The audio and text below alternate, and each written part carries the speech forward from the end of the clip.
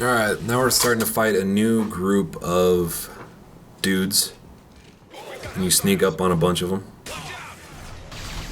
So just take them out as quickly as you can. Not too hard. Headshots do make a difference in this game. I don't remember if they did or not in the previous one. I want to say that they didn't, but it certainly helps a lot to get headshots in this, especially with like the sniper rifle and the pistol. You'll see huge improvements in damage for for a limb shot versus a headshot. Yeah. A couple times throughout this game, you'll stumble upon a group of enemies fighting each other, which is what was happening right there. And if you're really lazy, you can probably wait for one group to eliminate the next and really whittle themselves down. But yeah.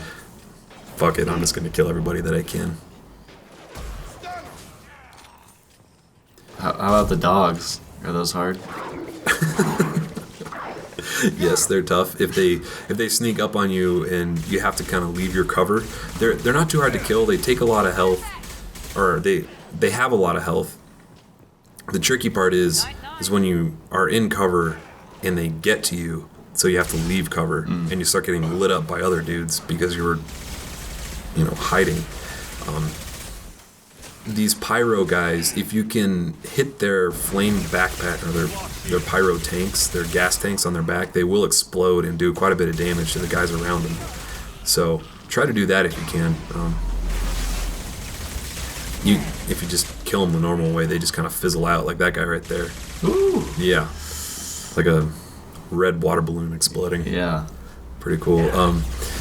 There's gonna be a couple Krogans coming up too, which they're kind of like the dogs in that they just charge you sometimes, but they have a lot more health than the dogs, and they also have shotguns, and they will really fuck you up if you don't kill them quickly. So, Fish Sticks has this power where he will lift people off the ground, but only if they don't have armor, I believe.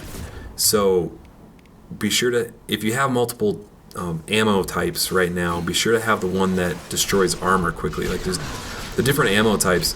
I do switch between them occasionally, just if there's a super tough enemy, because the different ammo types hurt different types of health more. So there's one that'll take out shields, there's one that'll damage armor.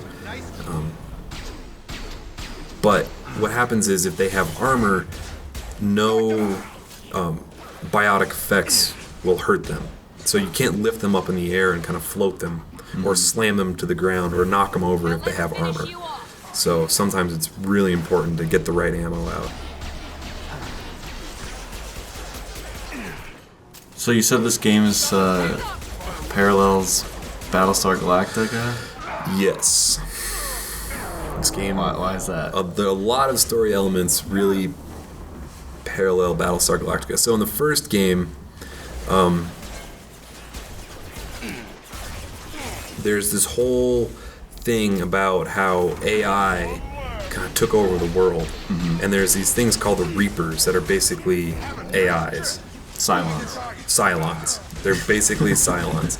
And in the previous game, this one guy, Saren, was working with the Reapers. And you were trying to fight Saren to get to the Reapers to knock them back. And at the end of the game, the Reapers... This is a spoiler? Of the first game. Okay. The Reapers destroy the Citadel or destroy something. You have to make a choice. And so the AIs are super evil, and they do exactly what AIs do, which is kill all humans. Now, one thing that this game has or this story has that Battlestar didn't really have, is that there's a lot of different races, and there's a lot of conflicts between aliens and humans, but they're all scared shitless of the AI. So when the AI come into play, everybody's like, oh fuck, let's put our squabbles aside and work together. So the fact that Shepard was rebuilt, is he kind of like a skin job? Maybe that's a twist in the third game, but no. No, he's not. At least I don't think so. Dude. But there's also an AI on your ship, and everybody's like freaked out about it. Joker, who's voiced by Seth Green, is like super scared shitless of it, and like argues with it the entire time. And it's really pretty funny. But yeah.